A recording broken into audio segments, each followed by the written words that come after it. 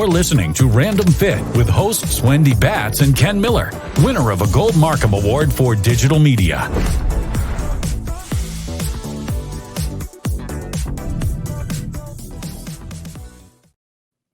Hello, everyone. Welcome to this week's edition of Random Fit with myself, Wendy Batts, and here with my friend and co-host, Ken Miller. Ken, how are you today?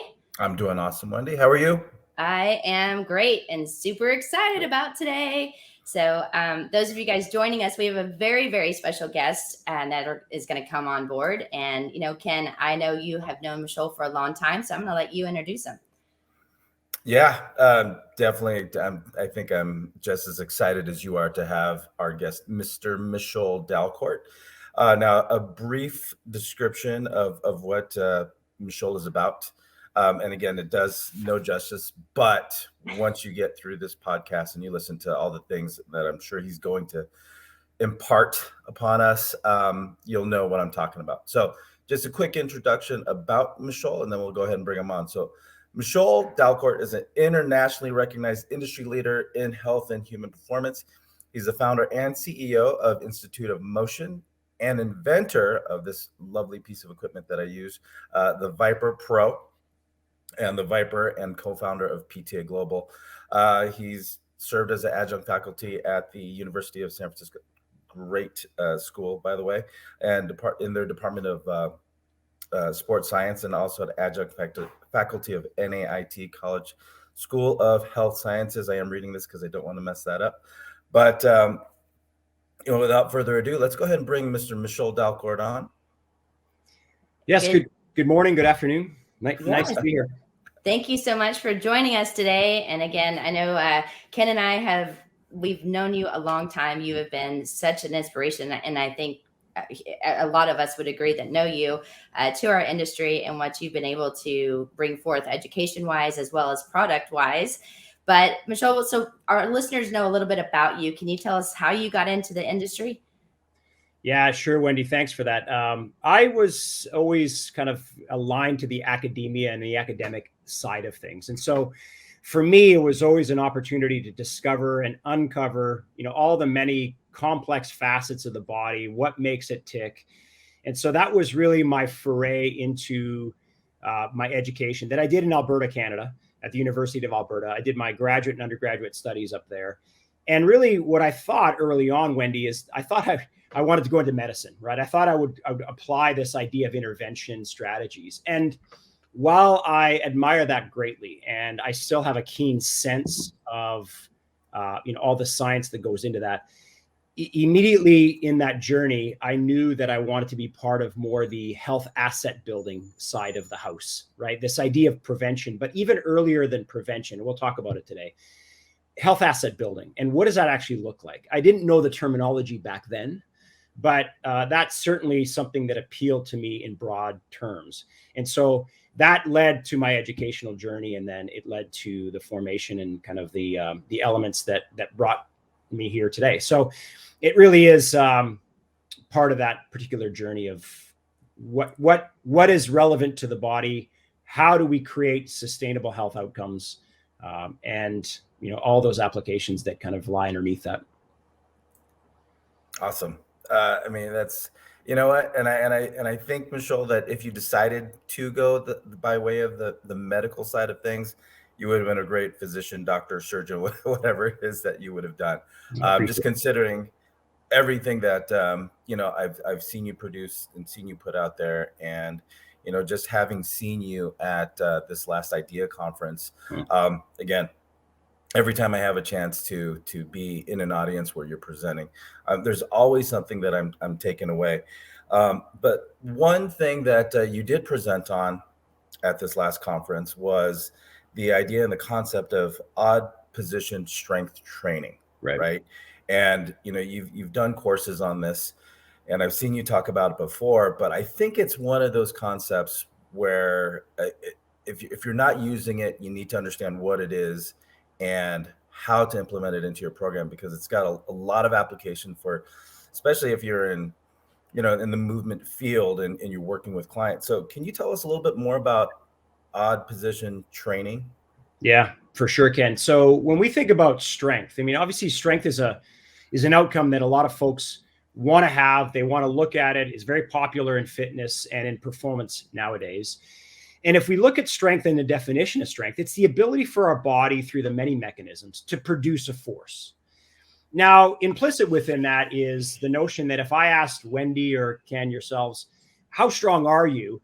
A lot of times that really means for folks, what can you do one time volitionally, right? You get under a bar, you do a bench press, you do a squat, you do a deadlift, and you do it one time. And we'll call that a certain condition, right? So under that condition, you produce a force, and that's important. And we'll call that maximal strength. And so that's a definable element of strength or force production. However, when we look at the literature and we look at the elements of strength, we look at that we can produce force under a variety of different conditions. And if we don't expose our bodies to all of those conditions, then we may be missing an adaptation that may be important. So the analogy that I might use is, if you took a farm kid and they were to wrestle a gym kid, and you're a betting person, where's your money? And most of the time, if not all the time, the answer is always the same, which is it's on the farm kid.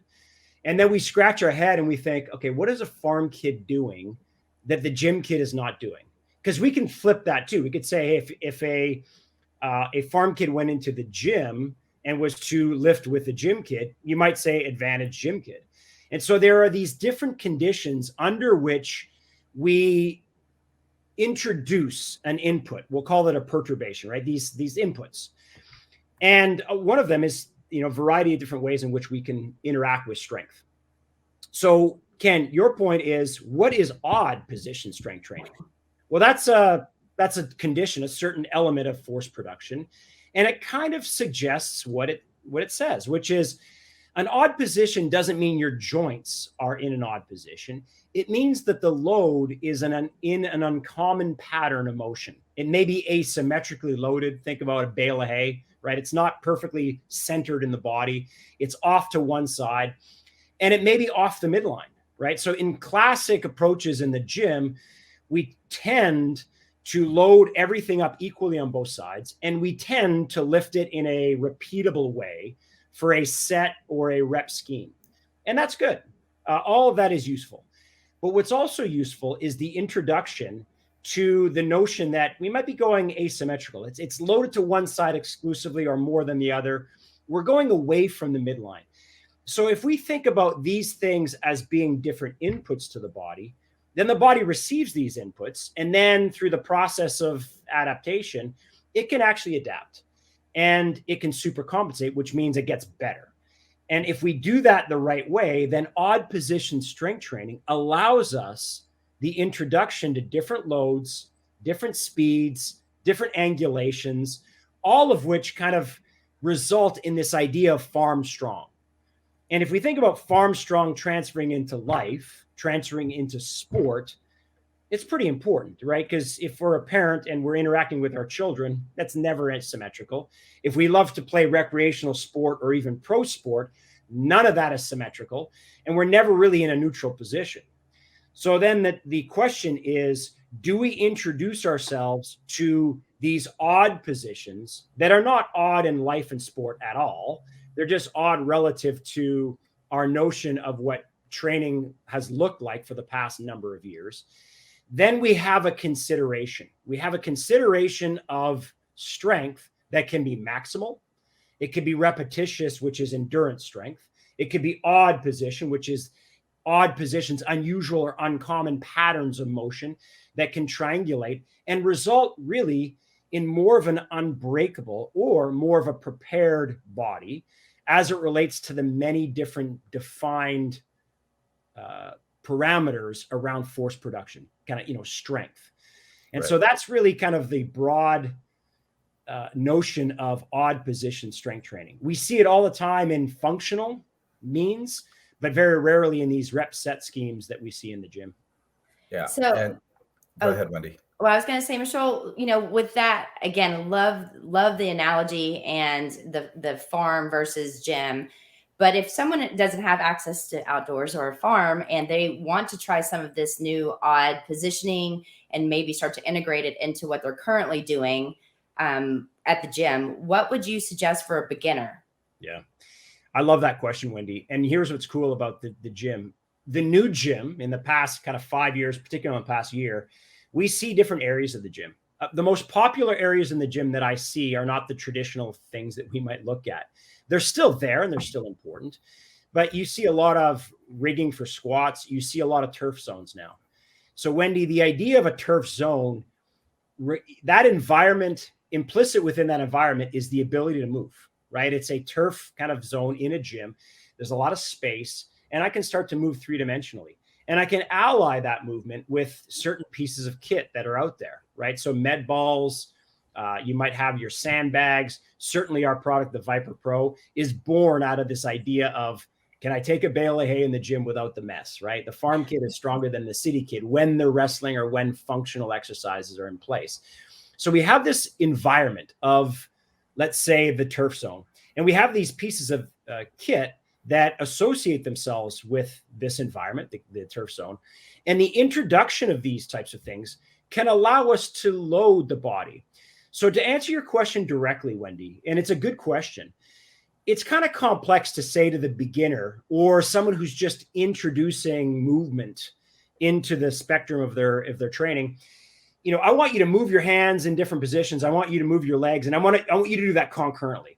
And then it's kind of the analogy, I'm going to tap my head and try to rub my chest or my stomach, and I can't do that, right? Because it's too complex. And what we can do is introduce a load and keep it static. So for instance, if I had whatever in my hands, right? If I had an implement, a free weight, and I was to hold it in a unique aspect relative to my body.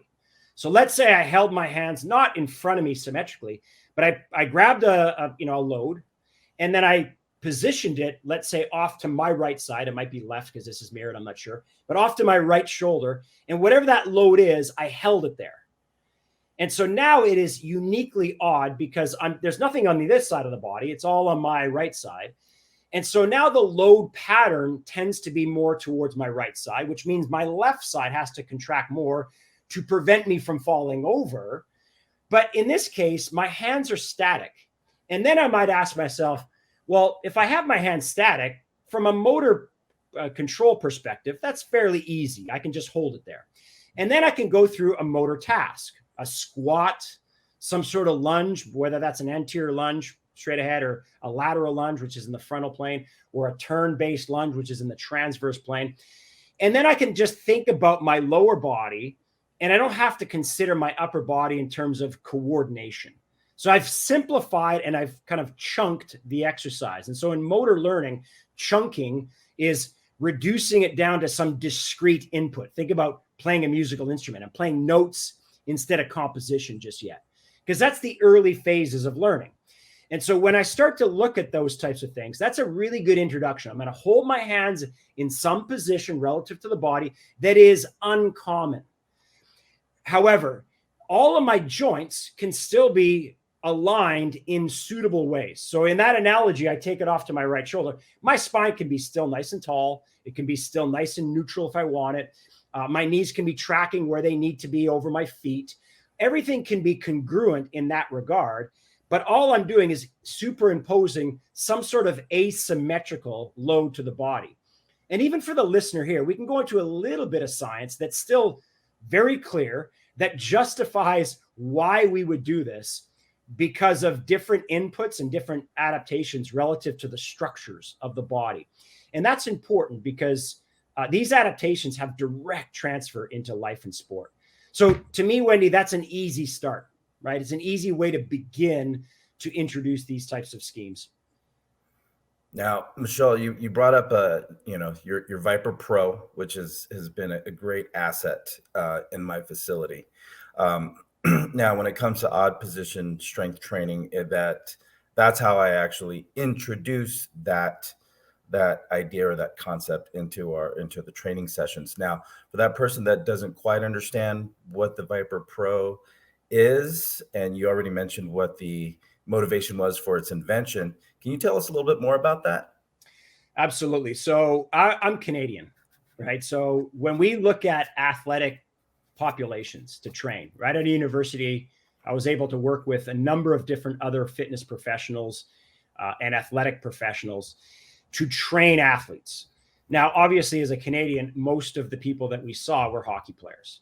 And it was almost cliche, Ken, to say that the farm kid was stronger than the city kid, and there was more transferability. So the toughest players in the game of hockey, and I don't mean fighting, I mean, battling for position on the puck and strength on the puck, as we call it, were always these farm kids that were generally in a situation where they didn't go through the off-season training protocols that your city kid might. Right? They don't go to the gym in the off-season. And yet the head scratcher was, well, how are they so darn strong when it comes to transferability on the ice? And what happened was we realized that what they did was chores. And chores required what we're kind of talking about right now. You always lift mass, or you move farm equipment around or livestock around the farm in odd or unusual positions. And if you repeat that enough times, you get proficient at generating force from uncommon positions. So then the question is, what is sport? And sport is all odd positions, right? It's all uncommon because it's chaotic, particularly a sport like hockey. So what we did is we took a look at that. We asked ourselves, how do we take a bale of hay in the gym without the mess? And what we came up with was very simply a tubular structure that has different weights with different hole configurations in it. And that became a levered thing, right? A levered mass that we can take into a training conditioning environment, and we can uniquely load it to the body in odd ways or in parallel ways to be able to mimic what they're doing as chores on the farm. So in essence, we're doing chores in the gym, right? In terms of the loading patterns, but we're necessitating the same type of transferability. So the elevator speech that I would give, because people would say, what is that? We would say, well, let me ask you a question. If you took a farm kid, they wrestled a gym kid, you're a betting person, where's your money? They say farm kid. We say why. They typically say because they have this kind of farm strength. And we say exactly, that's like a bale of hay in the gym without the mess. And what's interesting, Ken, is the level of adoption. And we're blessed and we're very grateful for this. The level of adoption by pro athletes is enormous. And we haven't paid a red cent for this, and we're thankful for that. But what it tells us is they are gathering the same sensibilities that we did when we went through this thought process. And what was interesting is all the science, which I did not know at the time to the level I do now, always indicated a unique advantage to this. So the science, when we talk about neurological, muscular function, fascial connections, and joint mechanics, all underscored the value of the addition of this. We're not saying better than, we're saying an addition to. We need to do both in order for us to be unbreakable. I love it. And today on Random Fit, myself, Wendy Batts, are here with Ken Miller, my co-host, and then Michol Dalcourt. Geez, I could not even say it today. And Michol, you have been talking to us about what's so odd about odd strength and the positioning of that. And I think it's really important that we start to incorporate this within our workouts. Okay. And you bringing into this piece of equipment called the Viper that you just talked about. Can every population, I mean, I know when we're talking about it, you're bringing up hockey and athletes, and you said there were some different, weights associated. Is this something that seniors can use, or is it usually more for athletes? No, that's a great question. So what we would do is regress the strategy for any individual, because the exposure to falls prevention in the older adult is just as important as, let's say, an athletic endeavor increase. And so the idea of whatever population we're dealing with is going to be uniquely how we introduce at what level, and then how we grade and systematically progress the individual through the adaptation process. So let me carve it up this way, Wendy. If I was to approach this at any level, right? So if I'm 22 and I'm a high performing athlete, if I'm 82 and I just want to live an independent life, what I may do is approach some sort of training or conditioning or exposure to exercise. And I might ask myself, I might go through this decision tree in my brain. And I would ask myself first, is today a workout or is it a work in? And what we mean by that is today an effort build day of increasing, let's say, sympathetic response. And so for the listeners, sympathetic tone is really a workout. It's an exercise regime. I'm putting a stressor to the body. And within that stressor, the body can respond if the conditions are right, and it can adapt. So that's the workout piece. The other one is a work in, and a work in is devoted to reducing stress, increasing what we would call parasympathetic dominance, which is this idea of rest or digest, and it kind of resets the system. Now, years ago, that was just, hey, take a day off.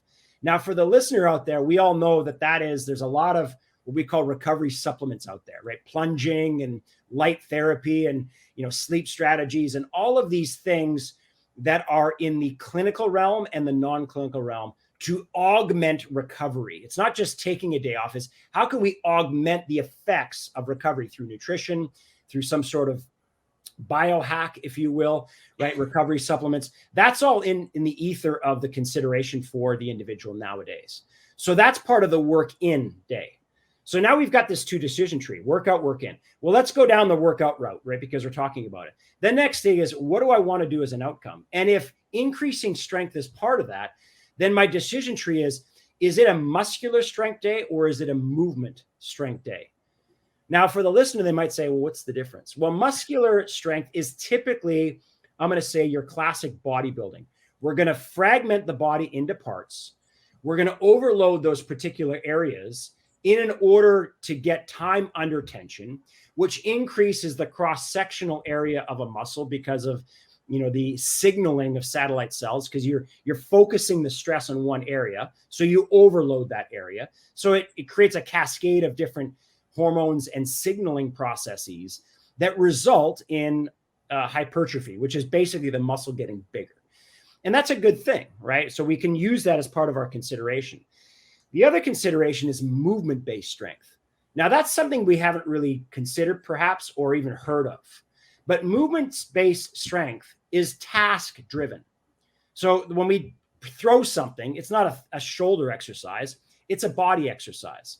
If I'm going to hit a ball with a bat, it's not a shoulder or trunk or core exercise, it's an entire body exercise.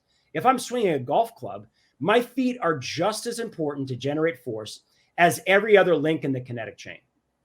And so with these task-based elements of life and sport, then movement-based strength is task-based, right? We're not just focusing on arms or shoulders or chest or anything else. It's body. So another way to say this is, what are you training today? It's body day.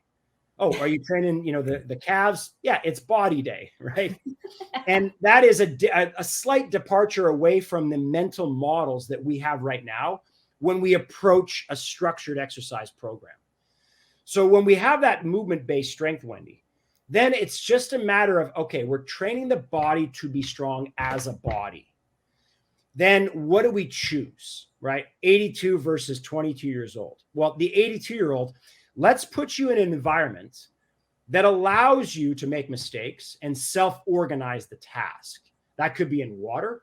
That could be sitting on a chair. That could be kneeling down or laying down, or that could be standing if I've got proficiency, but maybe more points of contact with the ground, i.e. I'm holding on to something that is attached to the ground, or, my own 2 feet, but I'm, again, pre-positioning something and going carefully through a movement task that I'm quite familiar with. And that is a way to systematically regress and allow for safety. And what I said earlier, we believe is very true. Put a person in an environment to allow them to make mistakes.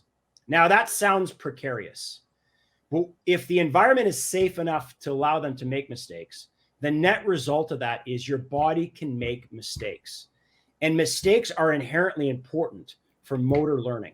Think about when we first learned to walk. We may not remember that ourselves for our own bodies, but watching a child walk for the first time, they're going to be very safe. They might hold on to a couch. They might hold on to a coffee table. And one day they're going to stand up and they're going to keep holding on, and their legs are all wobbly as they're hanging on to something. And those wobbles are actually called perturbations, and they are necessary to allow feedback to bathe the system so that the body can figure it out. And then one day they let go and the wobbles get even more. And then they take the first step. And the first step is not a giant step. It's a very, very short step that is percussive. And all the while they're bathing themselves into kind of wobbliness. all of this feedback loop allows them to be more proficient as they learn. And the learning process is very important as it relates to capacity and function of the body. And we can do that even at 82. And so the idea here is that we have this whole process. And then it's, Wendy, it's just a matter of regressing effectively and then systematically adding layers of complexity to this. So, Michol, great points that you bring up, and I love the fact that, you know, as far as the active aging, those that are involved with sport and movement, we have to give them that opportunity, like you said, to make those mistakes, and using the Viper Pro as another point of contact is something that I've implemented into basically every workout. So one fundamental movement that I like to use is the Viper tilt, where you're having it stand on end. And for most people, it's going to be about chest high. And you stand that tube that is the Viper Pro, and you lean forward, you reach forward with the arms as you allow your hips to come back. Yeah. And that's been important for a lot of my clients, especially those that forget how to hinge at the hip. Mm-hmm. So a lot of these fundamental movements like hinging, squatting, lunging, for example, you can definitely accent or give them a little support. They need to get a little bit more range of motion, get that perturbation that you're talking about, to where we're getting the muscles, the nerves, the fascia, all those things that send that proprioceptive input back to the nervous system to say, hey, we can go here. And then eventually, you know, you encourage your clients to want to go there. So some great points there in the fact that, you know, using the Viper Pro isn't just for athletes, but for those athletes like Wendy that you work with a lot, that are reconditioning, getting back into shape, that might have forgotten, you know, quote unquote, forgotten how to move, right? Yeah. And it's one way to get them to remember how to, especially, you know, if you have a 65, 75-year-old person who's lost that connection. But the one thing, Michol, regarding the Viper and the Viper Pro, you've mentioned both, and I have both in my facility, and I use them for all my training sessions. Can you explain the difference? That's a question that I get a lot. Can you explain the difference between the Viper and the Viper Pro, just for clarification? Sure. For yeah, those that great do you see it? Yeah, great question. It's pretty easy. iPhone 1 versus iPhone 10. it's basically an upgrade, right? So it's just, as we go through, we learned a design. I mean, it's a simple design. So think about a tube that should, you know, is about maybe 4 feet and 4.5 feet, depending on what size or what weight you're interacting with. The width is anywhere from 6 inches to 10 inches, depending on the weight. And it's got a bunch of holes in it. So pretty simple design. Not a radical, invention of thought in terms of design. But our point is, the more simple the tool, the more it's an inverse relationship, right? The more simple the design, the more utility it has. Think about a complex machinery. It probably does one thing really well. But a barbell, a dumbbell, a kettlebell, pretty simple design, right? A kettlebell is a bowling ball with a handle on it. And you can do a variety of different things with it. And so think about that in the same vein as our tube. And so the Viper and the Viper Pro is just an upgrade. These design features are a result of the sensibilities and the learnings that we've applied over the past number of years. And so that's really the big difference. Perfect. Well, today on Random Fit, what's so odd about odd positioning strength? We're talking with Michol Dalcourt, and he has been so amazing. And if you guys have not had a chance to see him in person present and go over some of this stuff, phenomenal. But Ken Miller and I are eating all of this up, I know. And so we were super excited to have him on Random Fit. But to kind of piggyback off of everything we've talked about, Michol, you always talk about this roadmap and having this programming roadmap. And as a trainer, we need to have that for our clients and give them the next step and the next tool based on movement patterns. But you talk also about eye training. So can you talk to us about the importance of that and how that fits into a roadmap? Yeah. So the roadmap essentially is, can we prepare the body adequately well? And then can we introduce some overload elements. We'll call it performance overloads. And that, again, performance could be at 82 years old, right? I want to perform well when I go down a set of stairs at 82, right? So the performance is relative to my world. But can we prepare adequately well and then perform or introduce this overload or these performance indicators in the meat of my workout? So the roadmap is a very simple approach to say, well, what do I do or what can I consider when I prepare for a session? And what can I consider as I prepare for, the meat of my workout or the meat of my particular exercise regime? And in the preparation piece, we think about, well, what sort of things do I need to prepare for? Well, core stability would be one that is universally, I think, accepted by this point as being something that is important, right? So how do we actually create core stability? How do we facilitate all the muscles of the core? And that we can talk about, but we use tasks for that because we really anchor into all that research by Zajac and Gordon and all these others in the early 80s that did some seminal work on functions of muscles. So what the nerves and muscles do in life and how we can authenticate that. So we use a unique element to increase the kind of the core function in relationship to certain tasks. Then the next thing we consider is eyes. So ocular motor input is very, very important, right? So we have three inputs. We have proprioception, which is to the periphery, sensory into the central nervous system. We'll call that afferent signals. Then we have inner ear, right? So balance and motor control of the vestibular system, which is all the cilia and all so there's fluid and there's kind of this hair-like structure in the inner ear that allow for equilibrium and writing reflex responses, which are uniquely important. And then there's the eyes. And so interestingly enough, for coordination, we can have two of the three, but if we lose two of the three, then it's pretty impossible for us to be coordinated. So I can close my eyes and move, but if I close my eyes and shake my head, which means I've reduced or eliminated my ocular motor input, visual, and I've shaked my head back and forth, and I've eliminated my vestibular, it's really impossible for me to maintain balance. So that would be, a non-useful way. But I can reduce one, right? Or I can limit one. I can close one eye. But in order for us to really consider these things, what we do is we do a lot of eye training, right? And we have for many years, right? Because life and sport, for the most part, for most individuals, is going to heavily rely on this visual input. And because we're staring at screens most of the day, we tend to reduce its ability to function well. And we couple that with a visual field that's always at a certain distance, and that's it. So we lose variability of eye movement and eye control. So Wendy, when we think about this, there are 6 muscles that control the eye in terms of movement, right? So it can move it up and down, it can move it left to right, it can move it in circles.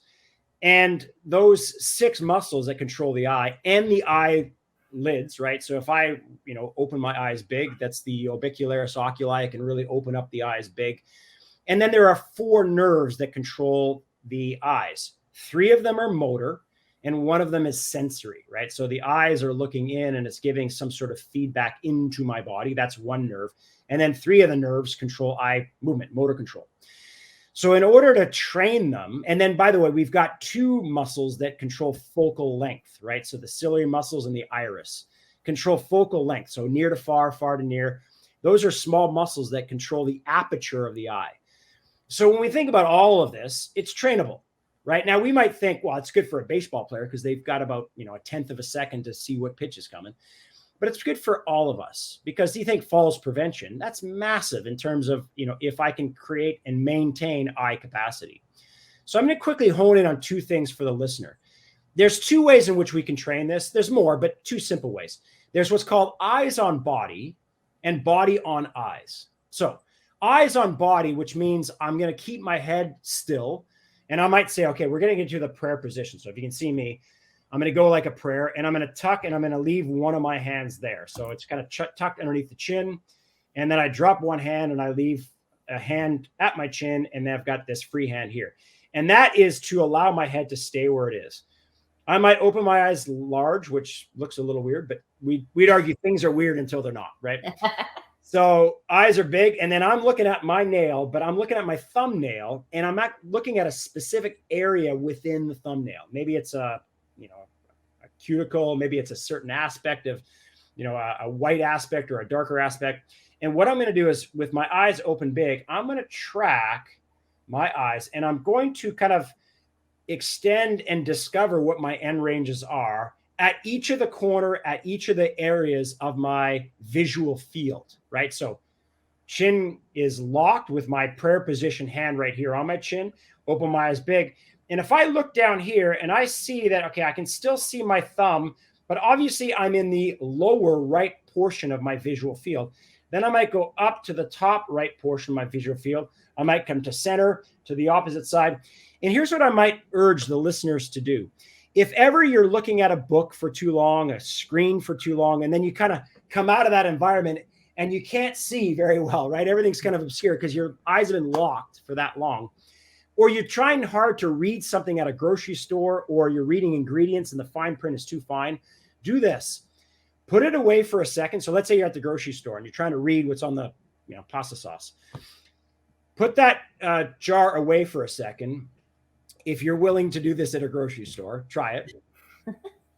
Get into that kind of prayer position, open your eyes big, and people are going to look at you funny, but that's okay. And I want you to experiment with looking at that specific spot on your nail and explore all four corners of your visual field and try to get a focal point in each one of them, right? So do that for, let's say, 30 seconds, and then go back and read that fine print. And what most of you will be amazed with is that you can read it.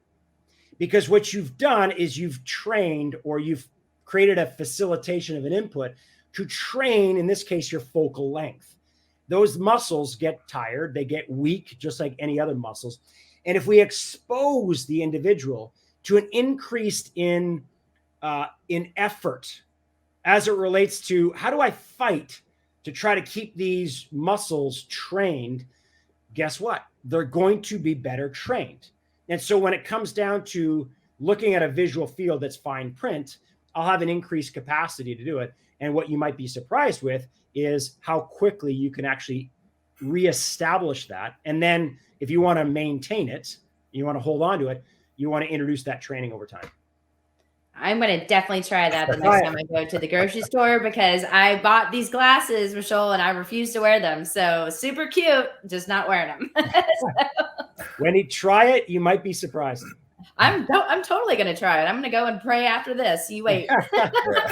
That reminds me, I got to go pick up some pasta sauce when I go to the grocery store. So Michol, a lot of great information that you've imparted onto us. Farm versus gym, visual training, perturbations, the need for this as you go through the life cycle. Now, just to give our listeners an idea, and for those of you listening to us or watching us here on Random Fit with both myself, Ken Miller, and Wendy Batts, we have special guest today, Mr. Michol Dalcourt. So Michol, not only are you an educator of personal trainers, and you've applied this with your athletes, and you having a strong academic background yourself, you've actually put this out into the world as far as being able to work with corporate wellness, right? Mm-hmm. And you have a program called Wellcology, right? And this is how you're taking it to the masses. And I know you've done some things too internationally as far as helping change lives, right, of the country of Singapore. Right. So with that being said, Michol, can you share with us the approach you use with not just Singapore, but also with what you've done with Wellcology? Yeah, Ken, I appreciate you asking that question. So, for us broadly, yes, we have, some equipment that is uniquely in the performance and fitness space. The other company that I have that you might see in front of you is IOM. And IOM stands for the Institute of Motion. And really what it is, it's an applied health and human performance company. So we're not clinical in terms of doing clinical research. What we do is we apply the science of health of human performance. Now, largely in this conversation today, we talked about performance, not just performance for youngsters, but performance for older adults too. Can I increase capacity to be able to better my life? That's performance. Health and health indices are really general baseline values that I can bolster up in order to be well sustainably. So if we look at the determinants of health, it's not just physical, it's mental, emotional, it's social, economic. These are individual determinants of health that are the most actionable. So there might be genetics, family history, but they're not as actionable as physical, right? How I move, how I eat, how I recover, that's physical. Mental, emotional are things like purpose, mindset, emotional intelligence, right? The ability to be emotionally aware, emotionally disciplined, seek emotional outlets. That's emotional health. And then this idea of cognition, right? So mental, emotional would be cognition, brain health, executive function. That's mental, emotional. And then social, economic is really social pieces, relationships, social ability, social aptitude. These are aspects of social health, right? How do I integrate in my society?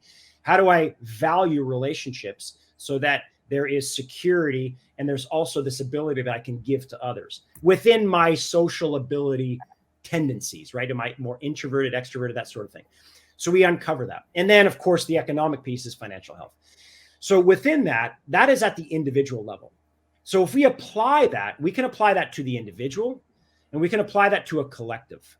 And what we did is we worked with the Singaporean government to found what's called active health. So we co-authored this and we birthed it to the entire nation of Singapore. That's a large constituency. However, in that constituency, environment dictates behavior. Now, if you're a behavioral change specialist, we would know that the trans-theoretical model of behavior change, very highly effective. And it's a process, right, to go from pre-contemplation to mastery. And it's highly effective. And we believe everybody ought to go through that process. Allied with that is the notion that environment also dictates behavior.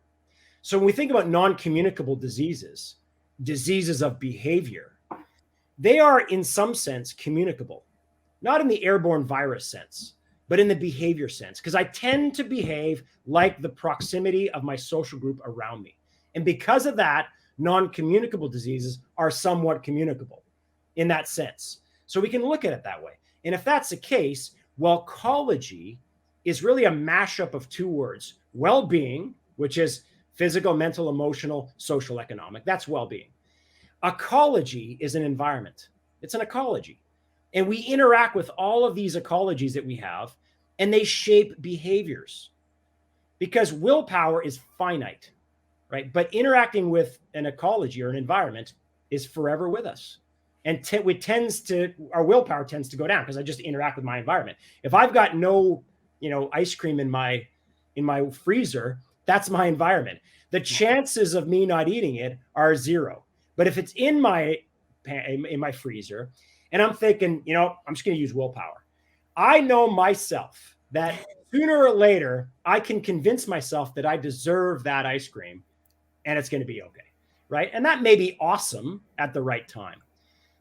But environment does dictate behavior. So wellcology, Ken, is wellness or well-being and the ecology.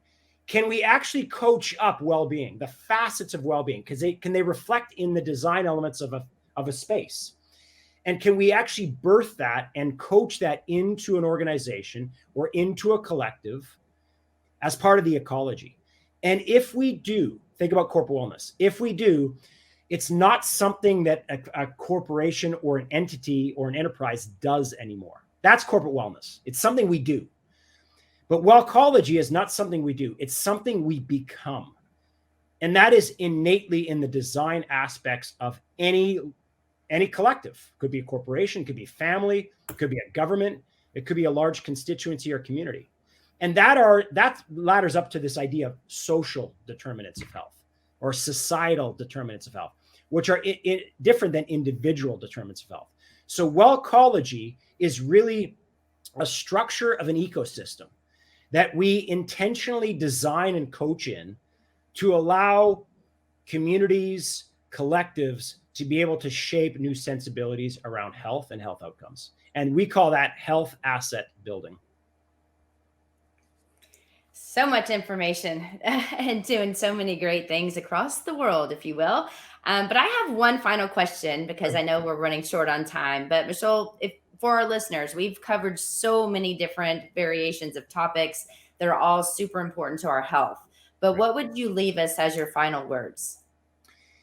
I think that, Wendy, I appreciate that. I think that, we each have our own journeys. And I know that we navigate these particular journeys in whatever goal, whatever preference we have, and whatever states of readiness we have. And, for all the fitness professionals that are listening out there, I think it's incumbent on all of us to be able to reflect on the broad aspects of the opportunities that can exist, particularly going through the past 3 years, right? So if we look at these types of things, obviously it exposed a lot of gaps, perhaps, and a lot of kind of sensibilities that perhaps we didn't have. So looking at the entire person as a whole, as a union of physical, as a union of mental and emotional and social, and each of these things can help each other, and they're not uniquely focused in on one thing alone. I don't address physical means by physical means alone, or social means by social means alone. But if we can have a sensibility that we're dealing with an entire person, and as an individual, we are the agents of change. We can affect those that are around us in positive ways by virtue of leaning into the physical pieces, the mental, emotional pieces, and the social pieces within, our scope of practice. But we're able to reflect on what those things are, what they mean for others, and how they can be reflected in, yes, programming and yes, coaching, but even in our day-to-day lives as it relates to design. I think then what we do is we ladder up to this idea of health asset building. And we get away from the dogmatic ideological thinking. And I know we're all susceptible, particularly in fitness. We've got a unique ideology and we love to, promote that. And that's great. But, let's avoid throwing grenades at another viewpoint because, we ideologically think of one. There are many different ways in which we can impact physiology, performance, adaptation, and also health and health outcomes.